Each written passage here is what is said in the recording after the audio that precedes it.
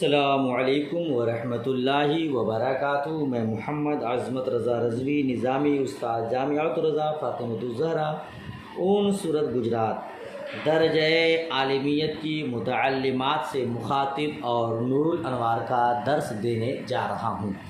اللہ رب محمد صلی اللہ علیہ وسلم، نحن عباد محمد صلی اللہ علیہ وسلم۔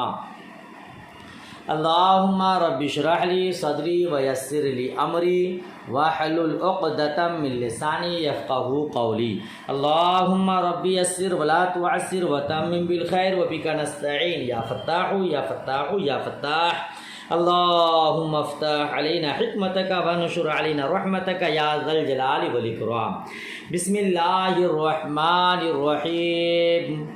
ثم لما فرغ المصنف عن بیان اجمال التقسیم شرع فی بیان تفاصیل الاقسام فقال اما الخاص فكل لفظ وضع لمعنى معلوم على الانفراد فقول كل لفظ بمنزلة الجنس لكل الفاظ والباقي كالفصل فقوله وضع لمعنى يخرج المهمل وقوله معلوم إن كان معناه معلوم المراد يخرج منه المشترك لأنه غير معلوم المراد وإن كان معناه معلوم البيان لم يخرج المشترك منه۔ دیکھیے اتنے کا ترجمہ۔ پھر جب مصنف علیہ رحمہ اجمالی تقسیم کے بیان سے فارغ ہو گئے تو اقسام کی تفصیلات کا بیان شروع کر دیا۔ پہلے اجمالاً سب کو بیان کیا۔ پہلی تقسیم کے تحت 4 قسمیں، خاص عام مشترک مور۔ پھر دوسری تقسیم کے تحت 4 اقسام۔ اب یہاں سے انہی اقسام کی تفصیلی بیان کریں گے، ٹھیک ہے نا، کہ خاص کس کو کہتے ہیں، اس کا حکم کیا ہے، عام کس کو کہتے ہیں، اس کا حکم کیا ہے، ایک کے بعد دیگر ترتیب وار سب اقسام کو بیان کریں گے، ٹھیک ہے۔ چنانچہ مصنف علیہ الرحمٰن نے فرمایا خاص ہر وہ لفظ ہے جو انفراد کے طور پر کسی ایک ہی معنی معلوم کے لیے وضع کیا گیا ہو۔ ترجمہ دیکھ رہے ہیں، خاص ہر وہ لفظ ہے جو وضع کیا گیا ہے معنی معلوم کے لیے، علی الانفراد، انفرادی طور پر، آپ اس طرح بھی کہہ سکتے ہیں، ٹھیک ہے۔ اب ہر تعریف چونکہ جنس و فصل سے مرکب ہوتی ہے اور تعریف کے جامع اور مانع ہونے کے لیے جنس و فصل سے مرکب ہونا ضروری بھی ہے، لہذا خاص کی تعریف اما الخاص فکل لفظ وضع لمعنى معلوم علی الانفراد میں جنس کیا ہے اور فصل کیا ہے اس کو آگے بیان فرما رہے ہیں۔ فقول کل لفظ بمنزلۃ الجنس، تو مصنف علیہ رحمہ کا قول کل لفظ یہ جنس کی منزل میں ہے۔ کس کی منزل میں ہے؟ جنس کے منزل میں ہے، لکل الفاظ، تمام الفاظ کو شامل ہونے کے سبب ہے نا۔ اما الخاص فکل لفظ، خاص ہر وہ لفظ ہے، تو اب لفظ ہر طرح کے لفظ کو شامل ہے، خواہ وہ معنی دار ہو یا غیر معنی دار ہو، تو لفظ جو ہے یہ جنس کی منزل میں ہے۔ والباقی کالفصل، اور باقی آگے جو قید ہے لمعنی معلوم علی الانفراد، یہ فصل کی منزل میں ہے۔ کس کی منزل میں ہے؟ فصل کی منزل میں ہے۔ جنس، فصل، نوع، یہ سب آپ جوائل المنطق میں پڑھ چکے ہیں، تو یہ فصل کے منزل میں ہے۔ فقول وضع لمعنى، تو مصنف علیہ رحمہ کا قول وضع لمعنى یہ محمل کو نکال دیتا ہے۔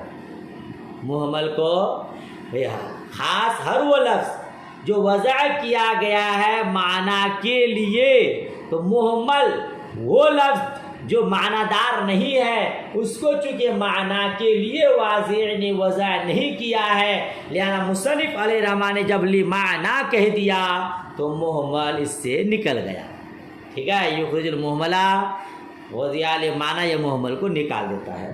وقول معلوم، مصنف علیہ رحمہ کا قول یعنی صاحب منار کا، معلوم ان کانا معناہ معلوم المراد، اگر اس سے اس کا معنی معلوم المراد ہے. دیکھیے معنی کی دو قسم، معلوم کی دو قسمیں، ایک معلوم المراد اور ایک معلوم البیان. معلوم المراد یعنی مراد معلوم ہو، اور معلوم البیان یعنی بیان کا مطلب واضح، معنی سے کیا مراد ہے وہ واضح ہو. تو معلوم کی دو قسم ہے، اسی کو بیان کریں. ان کانا معنی ہو معلوم المراد، معلوم اگر اس کا معنی معلوم المراد ہے تو اس سے مشترک نکل جائے گا، اس سے مشترک نکل جائے گا. کیوں؟ لِأَنَّهُ غیر معلوم المراد، کیونکہ مشترک معلوم المراد نہیں ہوتا. مشترک جو چند معنی کے لیے وضع کیے گئے ہو، ہے نا، تو مشترک کا چونکہ معنی کا ایک ہوتا ہے، اور مشترک لفظ بول کر کون سا معنی مراد ہے یہ معلوم نہیں ہوتا ہے. لہذا معلوم کی قید سے اگر معلوم المراد معلوم معنی لیں تو مشترک اس سے نکل جائے گا. ٹھیک ہے، کیونکہ وہ غیر معلوم المراد ہے. وَإِنْ كَانَ مَعْنَاهُ معلوم البیان، اور اگر اس کا معنی معلوم البیان ہے، لَمْ يُخْرِجُ الْمُشْتَرَكُ مِنْ، تو اس سے مشترک نہیں نکلے گا، اس سے مشترک نہیں نکلے گا. چونکہ مشترک بھی معلوم البیان ہوتا ہے، اس کا معنی بھی واضح ہوتا ہے. کیسے؟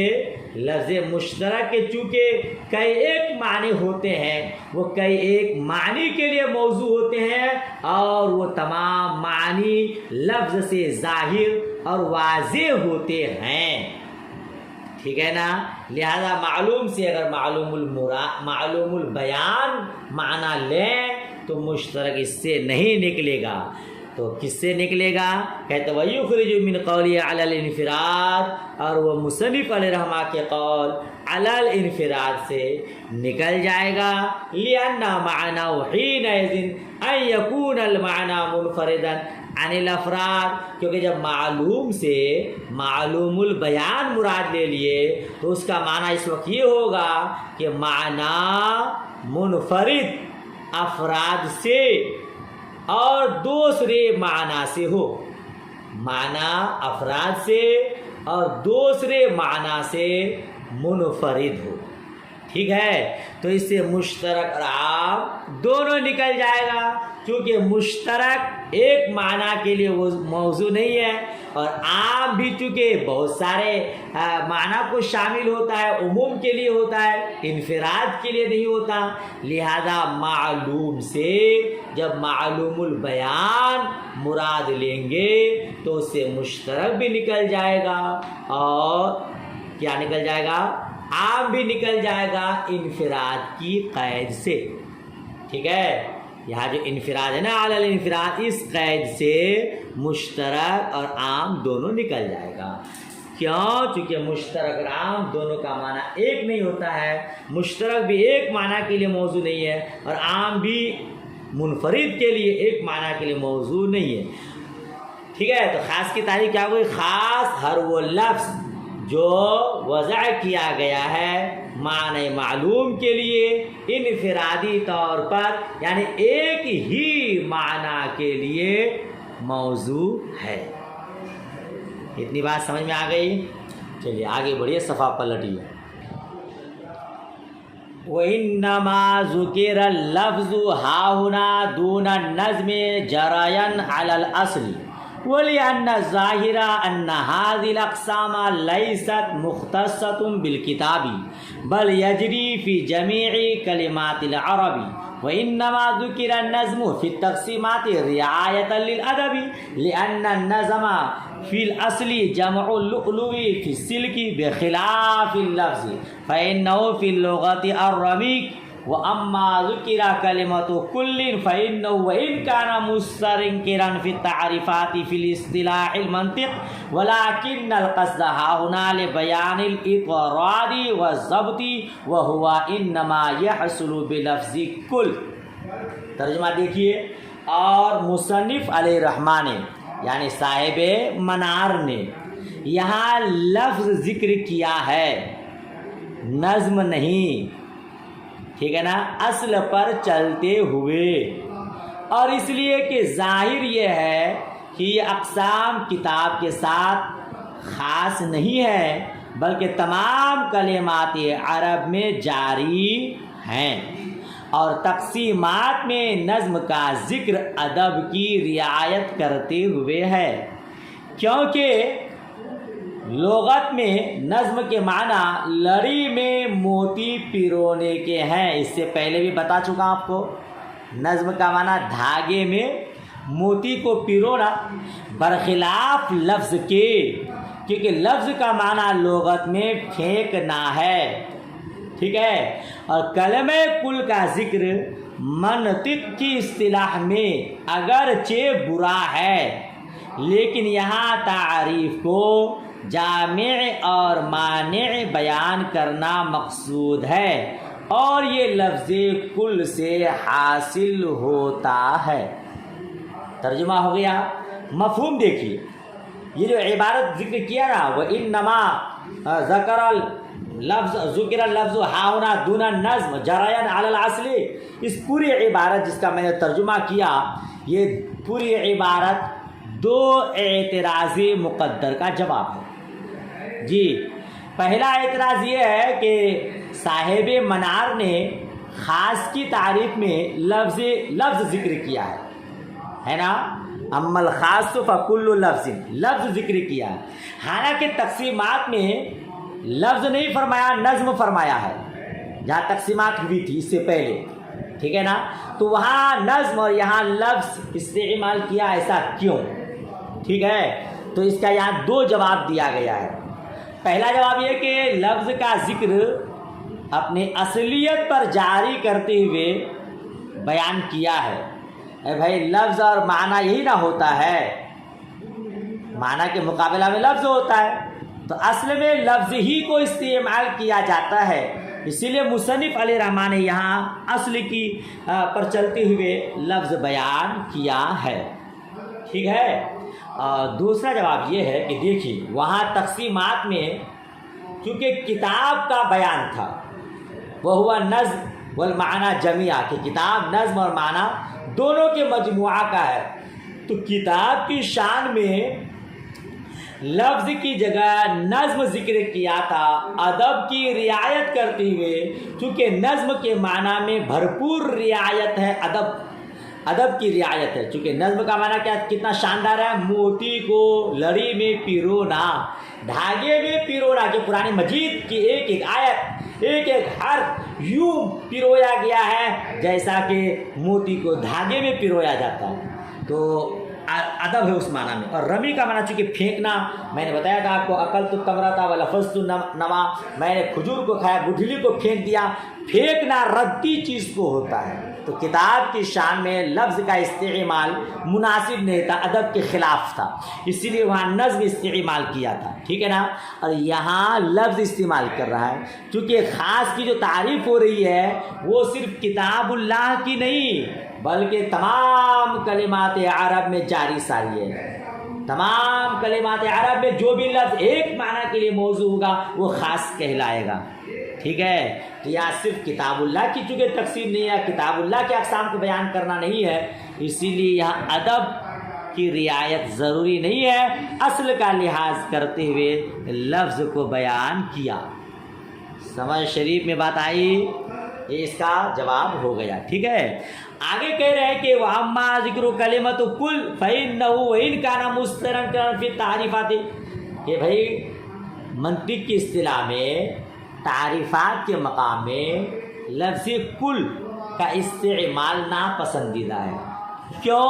چونکہ کل افراد کو بیان کرنے کے لیے ہوتا ہے، اور تعریفات ماہیت کے ذریعے کی جاتی ہے، افراد کے ذریعے نہیں، یہ کل افراد کے بیان کے لیے آتا ہے، اور یہ مقام تعریف ہے، اور تعریف ماہیت کے ذریعے کی جاتی ہے، افراد کے ذریعے نہیں، لہذا یہاں کل کا استعمال مناسب اور پسندیدہ نہیں۔ تو اسی کا جواب دیا کہ منطق کی اصطلاح میں لفظ کل کا استعمال مقام تعریف میں ناپسندیدہ ہے، لیکن اصولین حضرات کے یہاں لفظ کل کا استعمال پسندیدہ ہے۔ سمجھ شریف بات آ رہی ہے؟ وہ لوگ ناپسند نہیں کرتے ہیں۔ اور پھر دوسری بات کہ تعریف کے جامع اور معنی ہونے کو بیان کرنا ہے، تمام اقسام کو شامل ہو جائے، اس کے لیے لفظ کل ہی استعمال کیا جاتا ہے، اسی لیے یہاں لفظ کل کو استعمال کیا۔ ایسا ہو سکتا ہے کہ ایک چیز ایک اصطلاح میں ناپسندیدہ ہو اور دوسری اصطلاح میں پسندیدہ، لہذا لفظ کل کا استعمال منطق کی اصطلاح میں ناپسندیدہ ہے، لیکن اصولین حضرات کے یہاں ناپسندیدہ نہیں، اسی لیے مقام تعریف میں لفظ کل کو بیان کر دیا گیا ہے۔ بات ختم ہو گئی۔ آگے کا کہ عبارت دیکھیے اور ترجمہ دیکھیے اور مفہوم دیکھیے۔ اب اس کی تقسیمات کر رہے ہیں۔ وَهُوَ إِمَّا أَن يَكُونَ خُصُوصُ الْجِنْسِ أَوْ خُصُوصَ النَّوْعِ أَوْ خُصُوصَ الْعَيْنِ۔ ترجمہ دیکھیے، آپ نے جواہر المنطق میں نوع، جنس، فصل، خاصہ، عرض عام، جس کو کلیات خمسہ کہتے ہیں، پڑھا ہے۔ اگر یاد رکھے ہیں تو یہاں یاد کرنے کی ضرورت بھی نہیں پڑے گی، بہت تیزی کے ساتھ سماعت کیجیے۔ خاص، نوع، جنس، فصل، خاصہ، عرض عام، یہاں صرف نوع اور جنس کو بیان کیا اور خاص کو بیان کیا، تین تعریف ہے نا، عرض عام کو نہیں۔ تینوں کی مثالیں بھی آپ کے ذہن میں اگر ہے تو یہاں جلدی سے آپ سمجھ جائیں گے۔ ترجمہ کرتا ہوں اسپیڈ میں، بڑے غور سے سماعت کیجیے۔ وَهُوَ إِمَّا أَن يَكُونَ خُصُوصَ الْجِنْسِ، اور خاص یا تو خاص الجنس ہوگا، کیا ہوگا؟ اور وہ یعنی خاص، یا تو کیا ہوگا؟ خاص الجنس ہوگا، یا خاص النوع، یا خاص العین ہوگا، جس کو کہا خصوص الجنس، خصوص النوع یا خصوص العین ہوگا۔ کہتے ہیں تقسیم للخاص بعد بیان تعریفی، خاص کی تعریف کے بیان کے بعد اس کی تقسیم کا بیان ہے، ٹھیک ہے؟ یعنی وہ خصوص جو خاص کے ضمن میں سمجھا جاتا ہے، خاص کا بیان ہوا نا، تو خاص کس سے نکلا ہے؟ خصوص سے، تو اسی خصوص کا یہاں کیا کہتے ہیں کہ بیان کر رہے ہیں۔ وہ خصوص جو خاص کے ضمن میں سمجھا جاتا ہے، یا تو خصوص الجنس ہے، اس طور پر کہ معنی کے اعتبار سے اس کی جنس خاص ہو۔ ترجمہ کر رہا ہوں، یا تو خصوص الجنس ہے اس طور پر کہ معنی کے اعتبار سے اس کی جنس خاص ہو، اگرچہ اس کا مصداق متعدد ہو، اگرچہ وہ متعدد افراد پر صادق کرتا ہو، ٹھیک ہے؟ یا خصوص النوع، یا خصوص النوع ہوگا اسی طریقہ پر، کس طریقہ پر کہ وہ معنی کے اعتبار سے خاص ہوگا، ہے نا، اگرچہ وہ متعدد افراد کو شامل ہو۔ یا خصوص العین ہو، یعنی معین شخص ہو، اور یہ اخص الخاص ہے، ٹھیک ہے؟ اب تعریف دیکھیے۔ اور اہل اصول کے نزدیک جنس ایسی کلی کا نام ہے جو کثیرین مختلفین بالاغراض پر محمول ہو، حقائق پر نہیں۔ یہ اصولین حضرات کے نزدیک جنس کی تعریف کیا ہے؟ ایسی کلی کا نام ہے جو کثیرین مختلفین بالاغراض پر محمول ہو، بالحقائق پر نہیں، جیسا کہ مناطقہ کا مذہب ہے۔ اور اصولیوں کے نزدیک نوع ایسی کلی ہے جو کثیرین متفقین بالاغراض پر محمول ہو، بالحقائق پر نہیں، جیسا کہ منطقیوں کا خیال ہے، ٹھیک ہے؟ پس اہل اصول اغراض سے بحث کرتے ہیں، حقائق سے بحث نہیں کرتے، ٹھیک ہے؟ تو بسا اوقات مناطقہ کے یہاں جو نوع ہوتی ہے، اصولین کے یہاں کیا ہوتی ہے؟ جنس ہوتی ہے، جیسا کہ ان مثالوں سے ظاہر ہے، جن کا ذکر مصنف علیہ الرحمٰن ماتن نے خود کیا ہے۔ ترجمہ ہوا؟ کیا مطلب؟ دیکھیے، آپ نے جواہر المنطق میں پڑھا ہے نوع، وہ کلیہ جو کثیرین متفقین بالحقائق پر ما ہوا کے جواب میں بولی جائے، جیسے انسان، اور جنس جو کثیرین مختلفین بالحقائق پر ما ہوا کے جواب میں بولی جائے، جیسا کہ حیوان۔ منطقی لوگ اشیاء کی حقیقتوں سے بحث کرتے ہیں، اسی لیے بالحقائق بیان کیا جاتا ہے، اور اصولین حضرات چیزوں کی اغراض سے بحث کرتے ہیں، اس کو پیدا کیا تو پیدا کرنے کا مقصد کیا ہے، سمجھ رہے ہیں؟ اب منطقی حضرات چیزوں کی حقیقت سے بحث کرتے ہیں، انسان کی حقیقت کیا ہے، حیوان کی حقیقت کیا ہے، زید کی حقیقت کیا ہے، ٹھیک؟ تو کہتے ہیں بسا اوقات ایسا ہوتا ہے جو اصولین حضرات کے یہاں نہ ہو، وہ منطقی حضرات کے نزدیک نہ ہو، اور اصولین حضرات کے یہاں وہی کیا ہو، جنس ہو۔ ابھی آپ مثالوں کو دیکھیے تو صاف ہو جائے گا کہ جو اصولین منطقی حضرات کے نزدیک نہ ہے وہی اصولین حضرات کے نزدیک جنس ہے۔ مثال دیکھیے، بقول کا انسان و رجل و زید، جیسا کہ انسان اور رجل اور زید، یہاں انسان یہ جنس کی مثال ہے، رجل یہ نوع کی مثال ہے، اور زید یہ خاص کی مثال ہے۔ فالانسان نظیر و خاص الجنس، جی کیا کہہ رہے ہیں؟ فالانسان نظیر و خاص الجنس، تو انسان یہ خاص الجنس کی مثال ہے۔ کس کی مثال ہے؟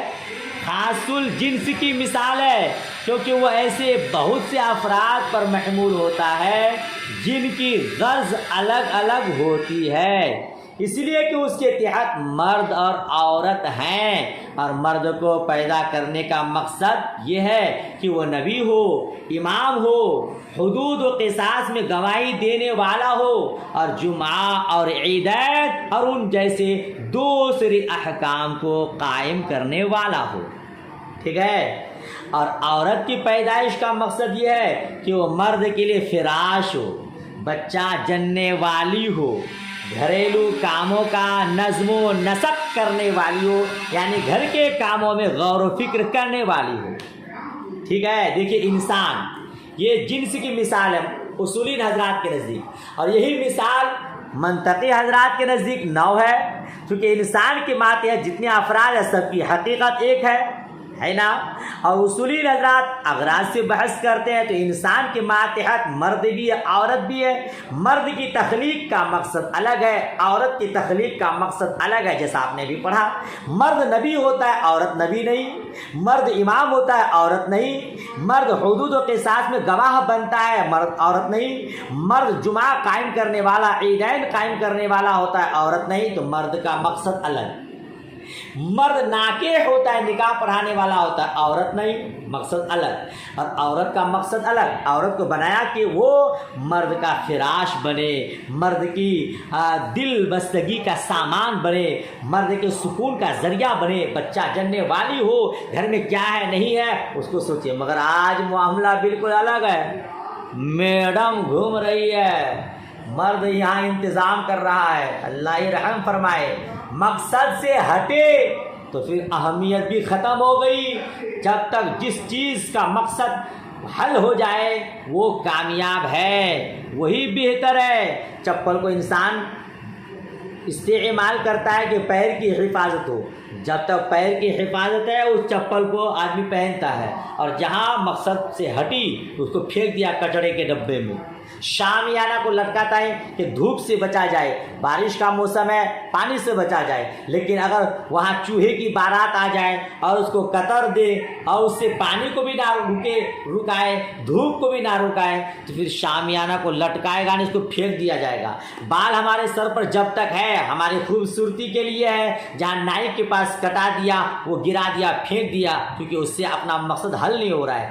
تو عورت کو جس مقصد کے لیے پیدا کیا، مرد کو جس مقصد کے لیے پیدا کیا، اگر وہ اس مقصد پر کھرا اترتا ہے تو پھر وہ کامیاب ہے، مقصد سے ہٹے تو پھر سمجھ جائے اس کی کوئی عزت نہیں ہے۔ لہذا محترمات، آپ کو جس مقصد کے لیے رب نے پیدا کیا ہے اس مقصد میں آپ کامیاب بنیے، ہے نا؟